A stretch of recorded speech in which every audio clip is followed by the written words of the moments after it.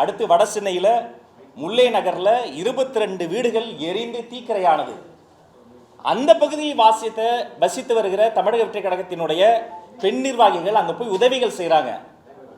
கொஞ்சம் கூட மனிதநேயமின்றி அவர்கள் மீது தாக்குதல் நடத்தி காவல்துறையை சேர்ந்த அதிகாரிகள் ஆபரேஷன் முடித்து அந்த அம்மாவின் மீது தாக்குதல் நடத்தி அவங்களையெல்லாம் கொண்டு போய் நாங்கள் ஸ்டான்லி மருத்துவமனையில் அனுமதித்து அந்த சிகிச்சை விவரங்கள்லாம் அதற்கான ஆதாரங்கள்லாம் இருக்கு. சம்பந்தப்பட்ட அதிகாரிகளை தண்டிப்பதற்கு பதிலாக ஒரு அறிக்கை விட்டுருக்கிறாங்க. என்ன பண்றாங்க?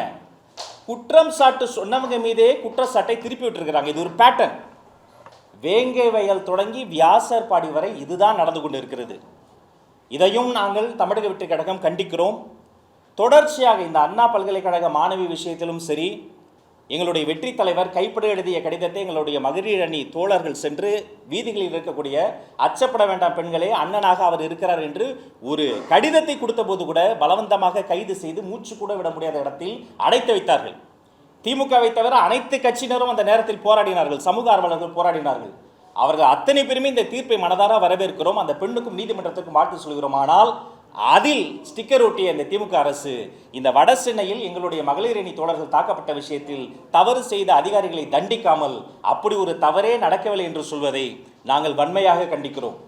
இனி ஒரு முறை தமிழக வெற்றி கழகத்தினுடைய சிங்கப்பெண்கள் யார் மீதாவது இதை போன்ற ஒரு வன்முறை சம்பவம் நிகழ்ந்தால் பார்த்து கொண்டு சும்மா இருக்க மாட்டோம். மக்களை திரட்டி மாபெரும் மக்கள் போராட்டம் வெடிக்கும் என்பதை ஒரு எச்சரிக்கையாக நாங்கள் சுட்டிக்காட்டுகிறோம். இந்த நீதிமன்றத்தினுடைய வரலாற்று சிறப்புமிக்க தீர்ப்பையும் நீதிபதிகளையும் நாங்கள் வாழ்த்துகிறோம், வரவேற்கிறோம். வட சென்னையில் நிகழ்ந்த மனிதாபிமான அற்ற அந்த தாக்குதலை நாங்கள் கடுமையாக கண்டிக்கிறோம். வல்லவன் செயலி இப்போதே பதிவிறக்கவும்.